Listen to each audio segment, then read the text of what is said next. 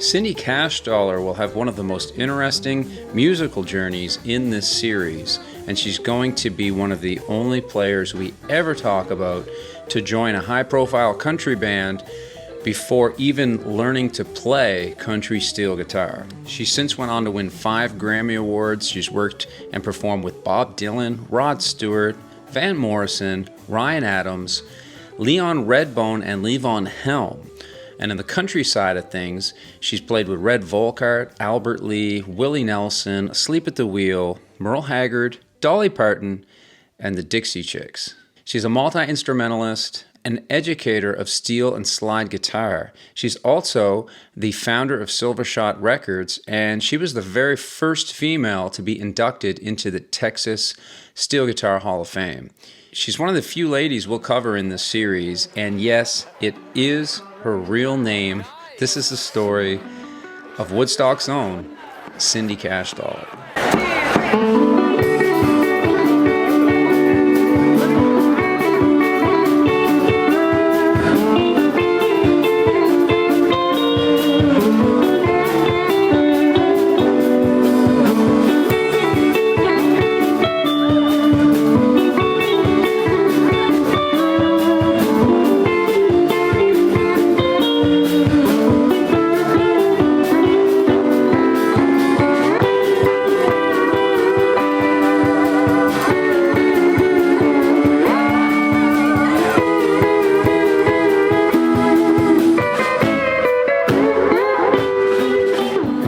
Cindy Cashdollar grew up in Woodstock, New York, and she was born in 1956, well before the famed Woodstock Music Festival that will pop up near Woodstock, New York. She began playing 6-string guitar, and she's one of only a few players we'll discuss who did not learn how to play via the Wahoo Hawaiian steel guitar method. She taught herself how to play slide guitar and then later dobro, and played with many of the artists traveling through Woodstock, New York during the late 1970s and 80s. Before ever arriving in Nashville, Tennessee, she was already in a band with Levon Helm, Rick Danko, and John Herald. The first time she played anything resembling a country western steel guitar was when she played Levon Helm's Mellow Bar, which is an early hybrid kind of curio steel guitar instrument. It was made really for pedal steel players, just stand up once in a while. I had 10 strings on it, and the neck was tilted up toward the player. So Levon loaned me that, and so that was my first kind of lap steel I took. I figured out how to take 4 strings off for there and space them so they were evenly. So I had 6 strings, because that's all I knew from dobro, and borrowed Rick Danko's amp, and it was really Levon Helm, I think, that got me playing lap steel.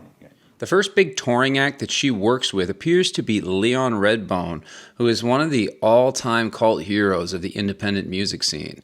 He's received a ton of mainstream exposure, particularly through late-night television. Redbone appeared on the Johnny Carson, David Letterman, and Jay Leno show probably over 20 times in total, and his 1977 album Double Time was a bit of a crossover hit featuring some of his best jazz, blues, and Tin Pan Alley classics. He was kind of a cross between Andy Kaufman and Frank Zappa in a way. He was a real performance artist and also a bit of a comic genius in his own right. Needless to say, it's a pretty serendipitous debut in show business for Cindy Cashdollar, starting out with Levon and the band in Woodstock, and then hitting the road with Leon Redbone.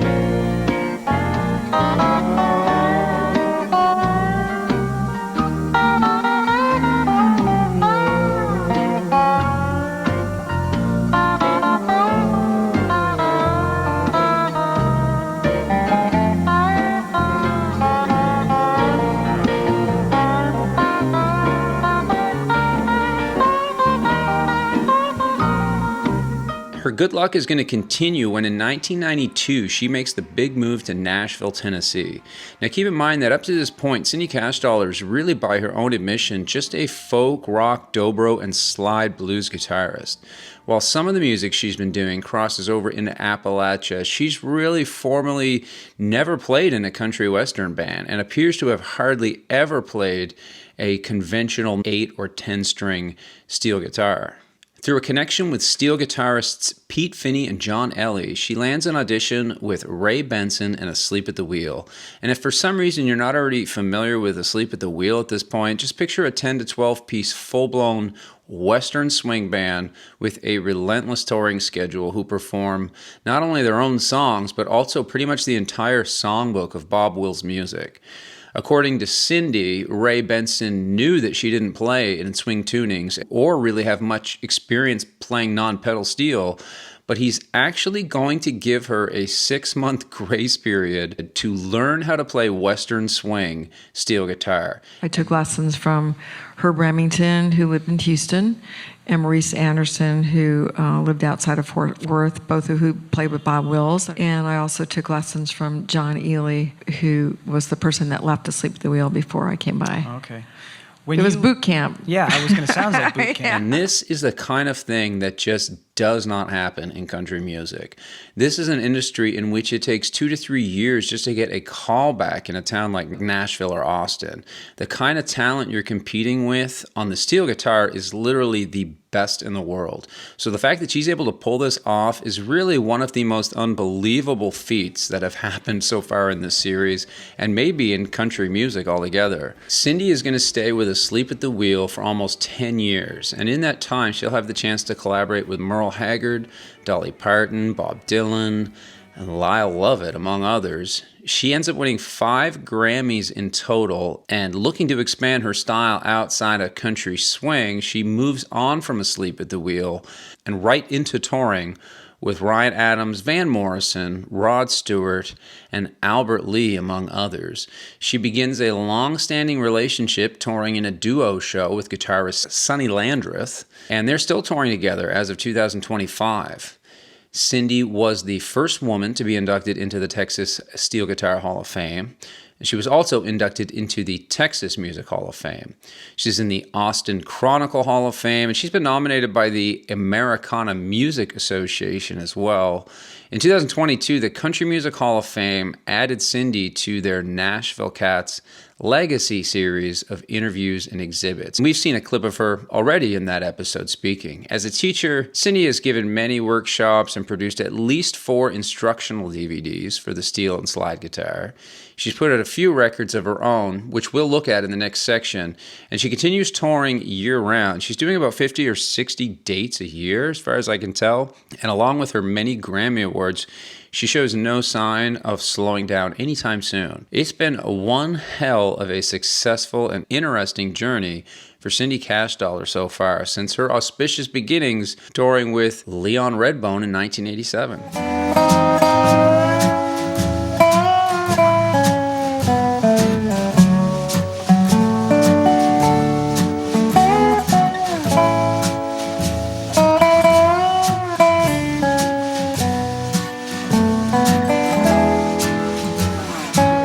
For steel guitar, to me, this is all I need. A tuner, and it's a Boss delay. Yeah, the DD3T. Yeah, very clean, which is why I want it. You know, I like a lot of headroom, very clean sound. If I want overdrive, you know, you can get it, but I like clean. And then I have the Electro Harmonics tuner, which is great. It's really easy to read. And then I've got the Voodoo Lab pedal power on here because I need 24 watts to power, especially my Telonix volume pedal. Yeah, tell me about that. Well, it's a multi-taper, and it's really amazing. On the side here, you can set the taper, and it's a low-profile volume pedal. Talking pedals, one more pedal. This is made by Durham Electronics, Ellen Durham and Austin, all hand-wired.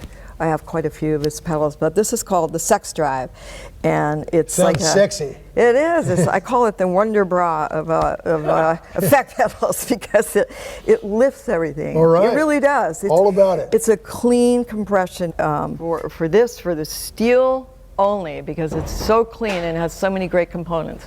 I use the Telonix amplifier back here. 15-inch speaker. You can have a 12-inch if you want, but it's got so much headroom. It's 500 watts. Wow. Yeah. Well, the most obvious uniqueness to Cindy's playing is her blues and slide guitar influences, which is not something we see a lot of in this series.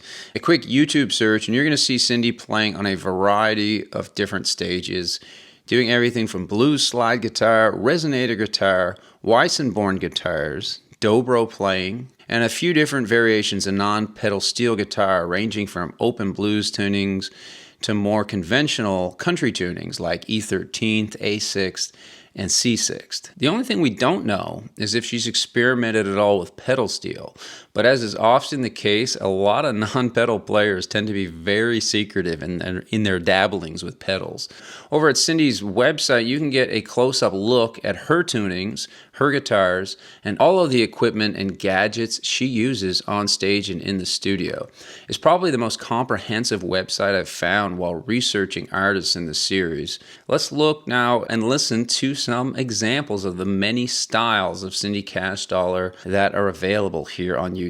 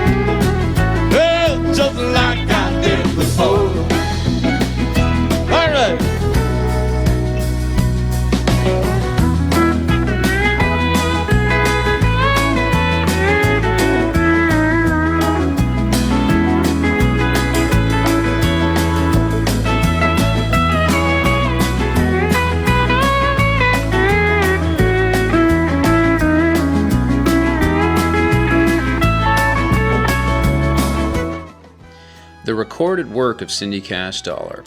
Well, to start, she appears to have 2 solo albums out, and I've become very familiar with them in the last 2 weeks. I really like this Waltz for Abilene CD. I can't play any of it for copyright reasons here, but you might check it out. Both of these albums are easily found right here on YouTube Music. As a session player, Cindy's recorded with a lot of the artists we've mentioned so far. You can find her on a number of Leon Redbone albums from 1988 onwards, Asleep at the Wheel album starting around 1993.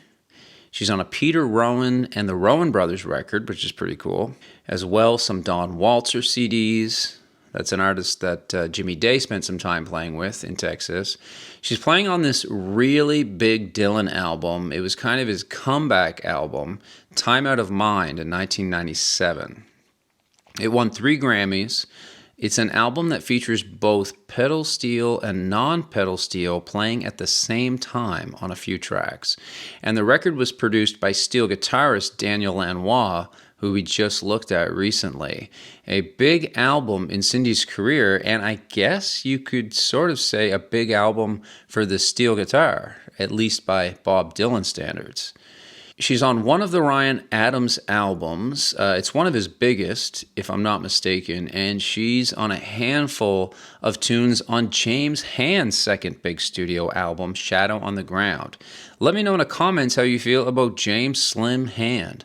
I was once a card-carrying member of the James Hand fan club, and I would absolutely love to tell the story of his life and music someday here on this channel, if anyone's interested. Really cool that Cindy not only recorded, but also played live with Slim while they were both living in Austin. Of course, Lloyd Maines did a lot of the pedal steel guitar on James Hand stuff, so I guess this is just like a strong plug for James Hand music as a side quest of this video here on Cindy Cashdollar.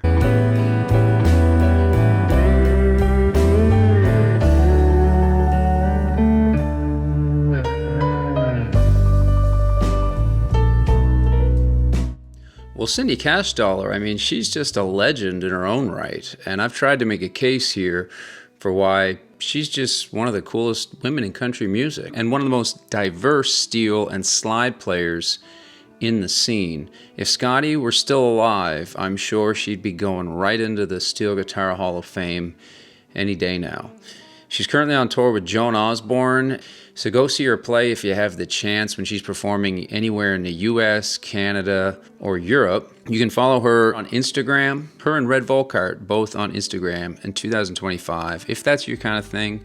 I have 2 episodes left to make in this season, so to speak, and you're gonna love the next 2 episodes. I don't know how many more seasons of this show I'll be able to make, and I'll probably take a few weeks off before starting the 3rd season of the Stars of Steel videos. There's no way I can fit all the players that have been requested into one, final batch of videos. So let me know in the comments if there's someone that it would absolutely break your heart not to see mentioned and covered here. I've had a lot of requests recently for Vance Terry, Sneaky Pete, and Dickie Overby. Definitely be including them for sure.